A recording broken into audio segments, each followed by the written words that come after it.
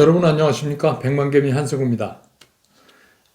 시간은 계속 흘러서 벌써 10월 23일 금요일이 지나가고 있습니다. 이번 주 마지막 시장인 금요일 시장을 정리를 하겠습니다. 오늘 시장도 지수상의 추가적인 하락은 없었지만 코스피 기준으로 시장의 내용이 답답하기는 마찬가지였습니다. 그 미국 시장이 이제 우리 시장에 어떤 영향을 줄 수밖에 없는 입장이다 보니까 우리가 미국 시장에 자꾸 그 움직임을 신경 쓰지 않을 수 없는데, 간밤에 미국 시장은 뭐 그냥 약보합, 강보합권에 끝났습니다. 근데 뭐 핵심은 미국 시장도 그겁니다. 추가적인 부양책이 어떻게 되느냐, 대선 전에 있느냐 없느냐.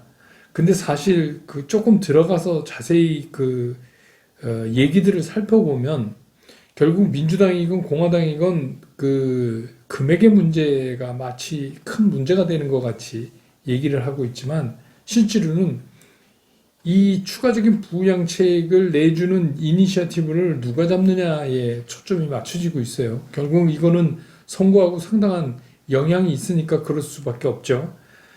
그래서 그 낸시 펠로시 의장의 뭐 합의가 임박했다, 이런 의견을 우리도 이제 그 정치인들 얘기를 들을 때 그렇게 듣잖아요. 그 얘기는 이제 반대로 또 얘기를 해보면, 그래서 그건 임박했는데 상원의 통과가 더 문제다, 이 얘기를 하고 있는 것 같이 느껴져요. 그래서 그것 때문에 시장이 막 이랬다 저랬다 뭐 이렇습니다.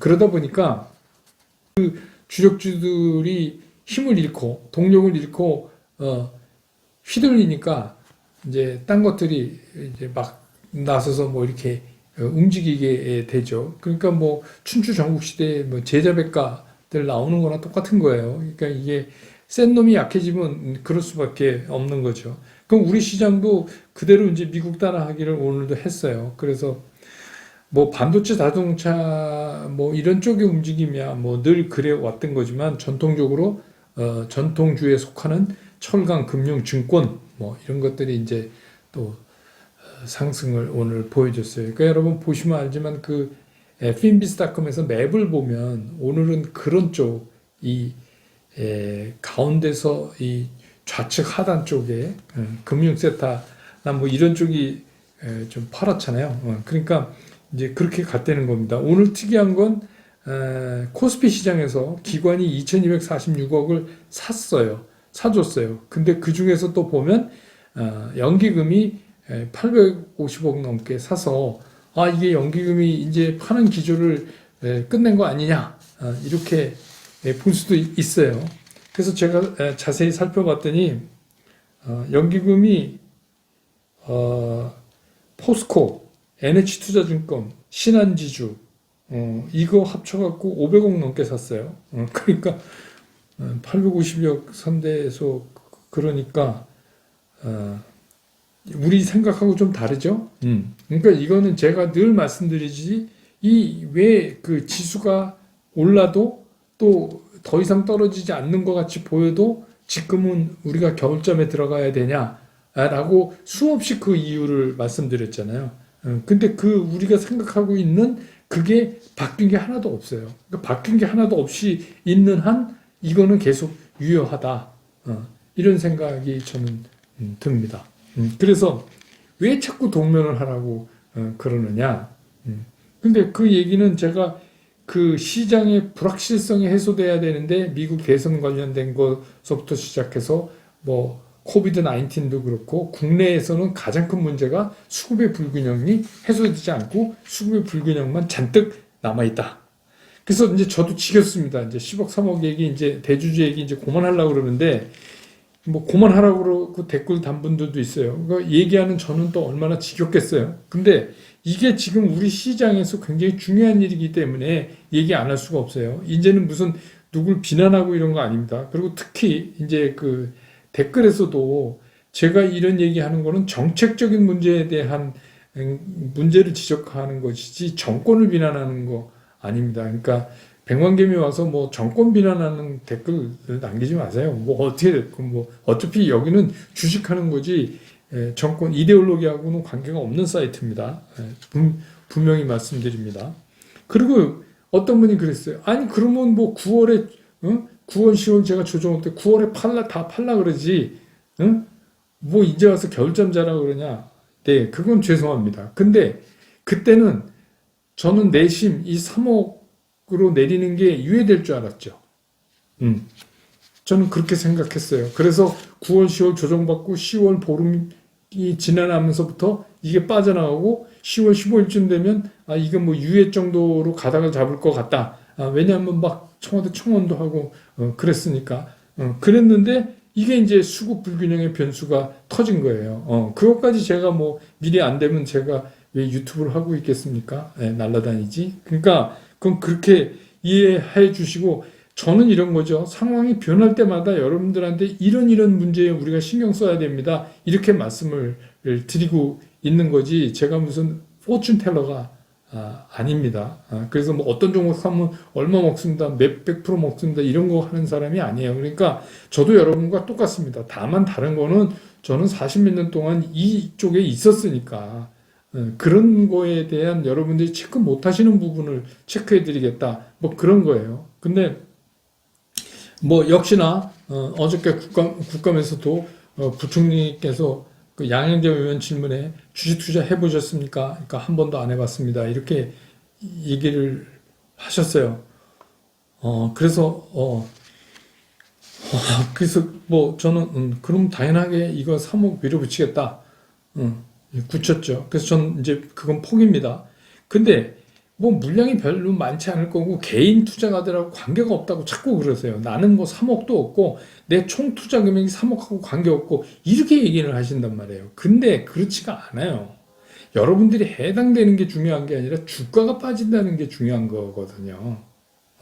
나는 뭐 몇십억 하는 강남에 아파트 살 돈도 없고 이게 중요한 게 아니라 여러분이 지금 갖고 있는 집이 빠진다는 게 더 중요한 거예요.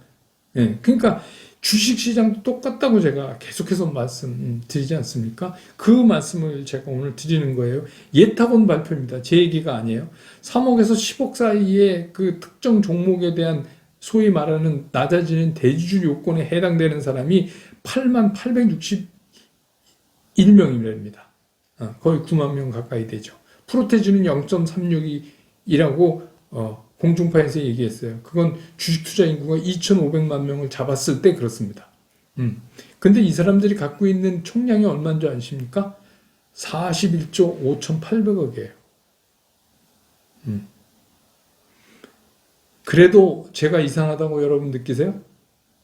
그리고 이거는 제가 수십 년 동안 시장에서 경험해 온 겁니다. 이거 우리 대주주 이거 얘기 나오고부터 해마다 11월, 12월에 선수들은 다 시장에서 없어졌어요. 제가 여러분들한테 이 방송을 하기 위해서 제가 그 뭐 친지들이나 우리나라에서 주식계나 한다는 숙보개미나 뭐 주식 잘 본다는 사람들이나 현역에 있는 후배들이나 제가 전화 통화를 하죠. 거의 젖동량 하듯 합니다. 주로 저는 많이 들어요. 저는 은퇴한 사람이니까 그래? 그렇게 되는 거야? 뭐 그렇게 생각해? 뭐 이렇게 들어요. 근데 그런 과정에서 저는 뭔가 느낄 수 있어요.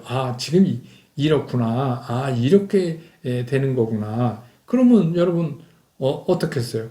제가 전화를 해서 뭐 시장 어떻게 보냐고 딱 얘기하는데 우리나라에서 되게 돈 많이 벌고 주식 투자 많이 하는 사람이 골프장에 있어. 난생 거 아니에요, 그럼.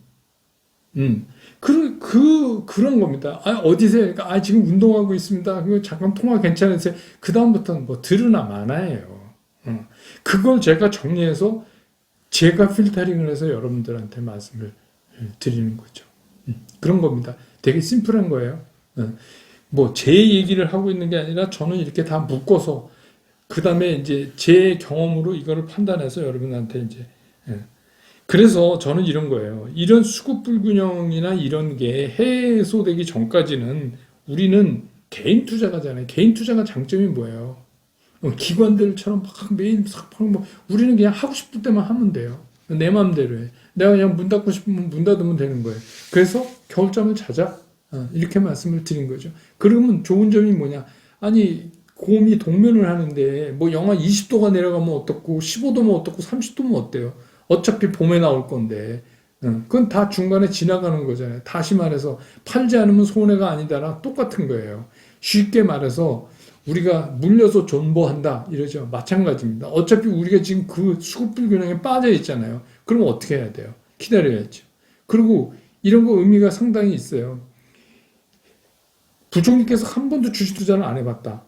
그분이 진짜 이게 건전한 재산 증시 이게 그 다음에 오늘보다 내일을 더 잘 살아보겠다고 하는 일반 시민들의 열망이라고 느끼겠습니까? 아니면 이거 투기판이라고 느끼겠습니까?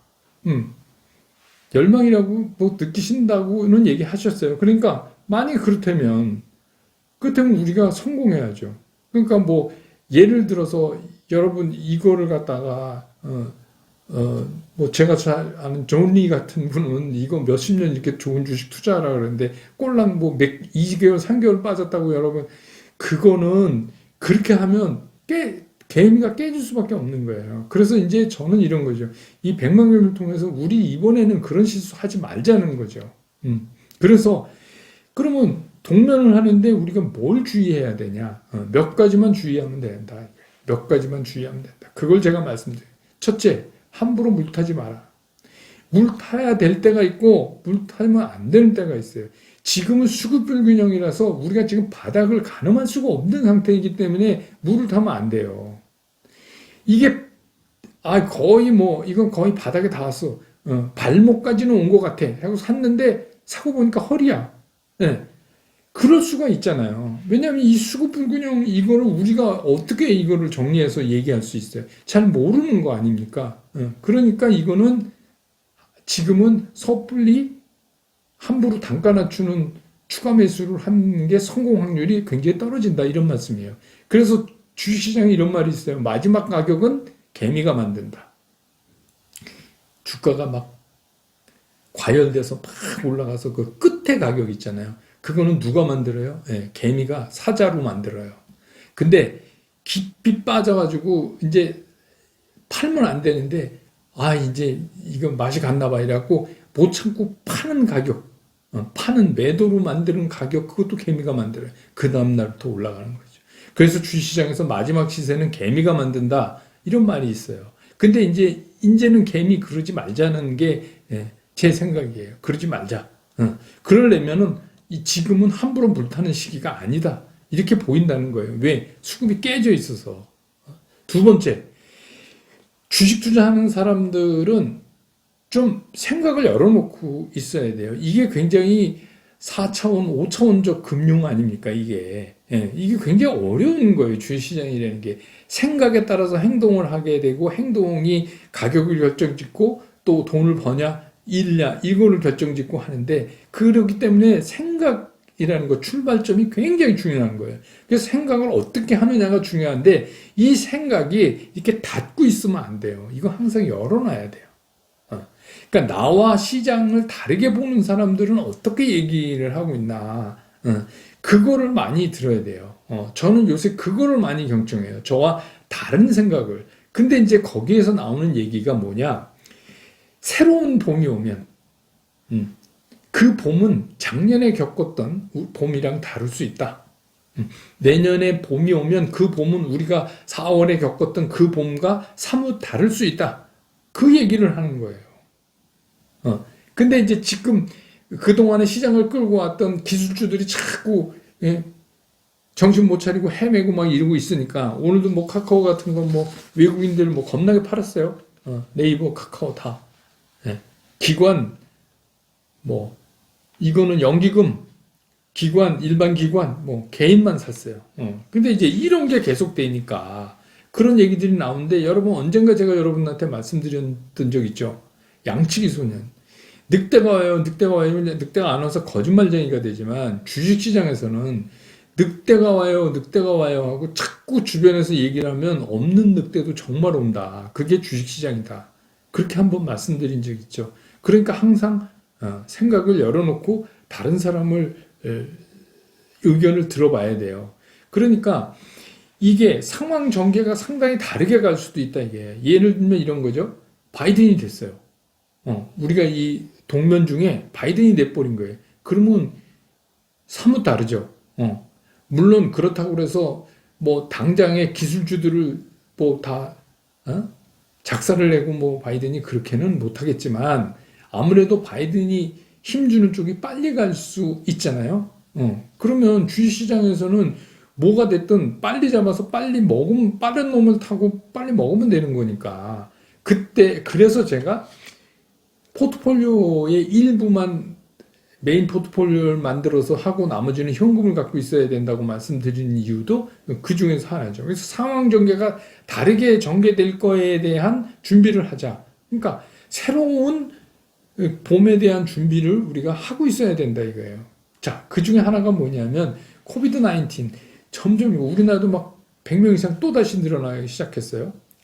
뭐 렌데스비르를 FDA에서 뭐 승인했다고 그러는데 글쎄 그게 이제 언제까지 갈지 그거는 이제 겪어봐야 알죠. 그것도 또 무슨 부작용 있고 뭐 이럴지도 모르니까. 근데 이제 문제는 이게 아니라 이미 미국 시장에서 그런 움직임이 보여지고 있는 거예요. 미국은 우리보다 더 그 코로나19 환자가 더 많잖아요. 그럼에도 불구하고 이걸 뭐 루저들의 반란이라고 그럴까요? 그동안 이제 너무 눌려 있던 거, 뭐 여행, 항공, 뭐 호텔, 뭐 이런 거 있잖아요. 느닷없이 얘네들이 움직여요. 근데 얘네들이 뭐 그렇다고 그래서 이게 이제 제가 얘기하는 보복 소비에 관련된 건데, 근데 이제 이게 코로나에 대한 어떤 약이 나와서 그렇게 되는 게 아니라 묵시적으로 모든 사람이 인정해 버리는 거예요. 포기. 그러니까 우리 마스크 잘 쓰고 그냥 옛날처럼 돌아다니자. 그냥 뭐 약도 열심히 만들고 있으니까 뭐 조만간에 나올 건데 그렇다고 뭐 우리가 경제 활동을 안 할 수는 없지 않냐. 이제 좀 쑤셔서 더 이상 못 견디겠다. 뭐 이럴 수 있어요. 그럴 수 있다는 거죠. 그래서 그걸 뒷받침하는 게 뭐냐면 요새 자꾸만 그런 리포트들이 나와요. 특히 해외에서 과연 그래서 코로나19로 죽은 사람이 많아서 예년에 비해서 많이 죽었냐? 그런 얘기가 나오는 거예요. 그러면 어차피 죽는 사람은 딱 정해져 있다. 그러니까 인류의 몇 프로는 죽게 돼 있는데 그게 코로나건 뭐 독감이건 감기건 어쨌거나 그건 정해져 있는데 우리가 너무 코로나에 대해서 겁먹고 있는 거 아니냐? 이런 이제 얘기인 거죠. 그 얘기는 다시 뒤집어서 얘기하면 그냥 이제 돌아다니자. 마스크 잘 쓰고 그래서 한번 이겨보자. 이렇게 됐을 때 전혀 관련이 없는 것들이 튀어나갈 상황에 대해서도 우리가 준비를 한번 해봐야 된다는 거죠. 그 다음에 경기 관련주에 대해서 끊임없이 이제 기대를 하는 거예요. 근데 이제 뭐 예를 들면 경기 관련주가 우리나라 이제 언택 네이버 카카오는 이미 돼버렸지만 그것도 엄밀히 말하면 경기 관련주죠. 반도체도 그렇고 자동차는 말할 것도 없고. 근데 이제 그게 아니라 전통적인. 그래서 이제 미국 시장에서 어제 그러니까 우리 시장도 오늘 금융, 건설, 철강 뭐 이러한 거, 건설 이런 것도 SOC 뭐 이제 미국 새 정부가 들어서면 SOC를 막 강하게 이렇게 할 것이다. 근데 이제 우리나라는 SOC를 그린 뉴딜로 한다고 그랬잖아요. 근데 뭐 그렇게 돼서 오늘도 보면 그래서 연기금이 800억 넘게 샀는데 뭐 거의 500억을 포스코 NH투자증권 신한지주 이렇게 세 종목에 샀어요. 그러니까 되게 웃기죠? 연기금도 그래요. 그러니까 이런 거죠. 그렇게 사서 이렇게 할 때 때리는 물량 없는 쪽으로 가죠. 그러니까 이게 지속적으로 사는 거다라고 볼 수 없다는 것 같아요. 제 생각에. 그 다음에 이제 요새 다시 나오는 게 뭐예요?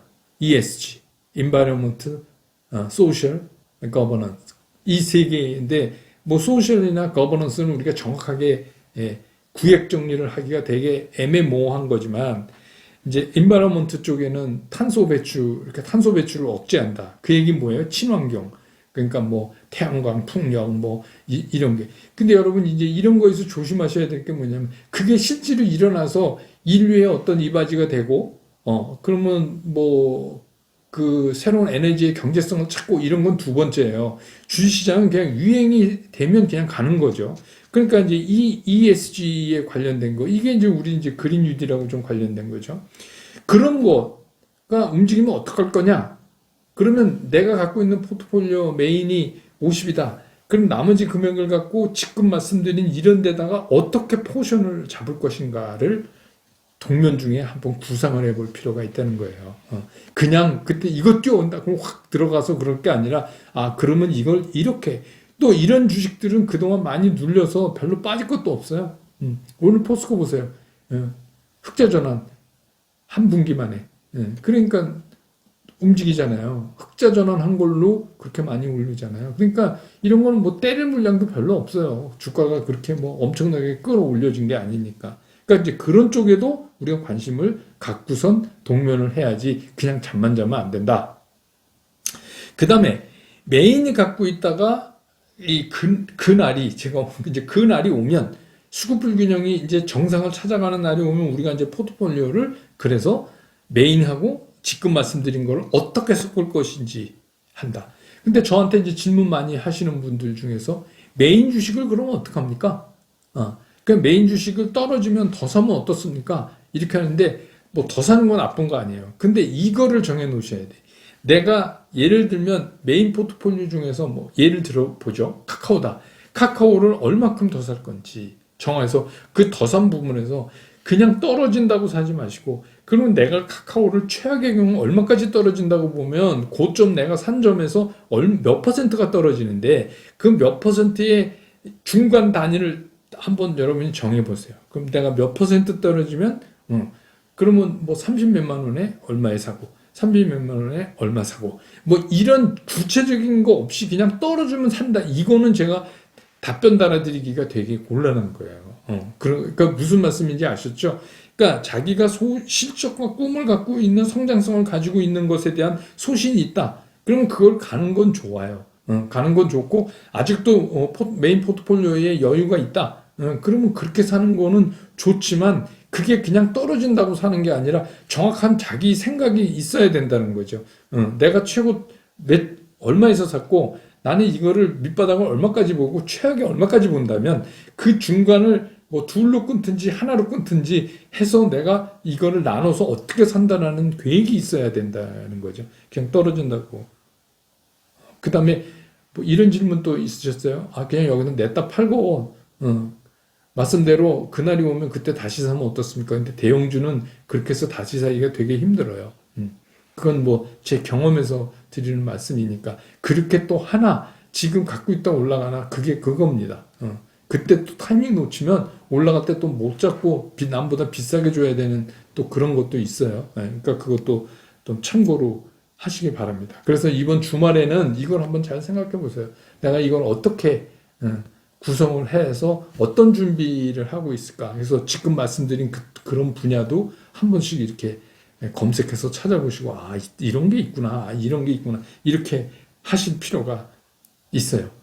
그리고 그 차온다 엎드려 이름 쓰시는 구독자님이 매일 그 정리를 해주시는데 제가 뭐 딴짓 하다가 그거 보면 또 긁어서 맨 앞에 고정시켜 놓고 그러는데 뭐 고맙습니다. 저는 한 번도 뵌 분이 없는 건데 진짜 우리 백만금이 잘 지켜주시는 분이에요. 그러니까 정리를 굉장히 깔끔하게 잘 해주시니까 고맙다는 말씀 전하고 여러분도 그거 많이 좀 이용해 보세요. 그 제가 위쪽에 달아놓을 테니까요. 내일 브런치 카페는 어김없이 내일 오전에 올라갑니다. 그 대차 대조표 손익계산서 1, 2부로 나눠서 그렇게 올려놓겠습니다. 그러니까 천천히 그것도 공부해 보시기 바랍니다. 주말 잘 보내시고요. 이번 주 정말 고생 많이 하셨습니다. 월요일날 시장 보고 월요일 시장 끝나고 나서 다시 여러분 곁으로 돌아오겠습니다. 여러분 고맙습니다.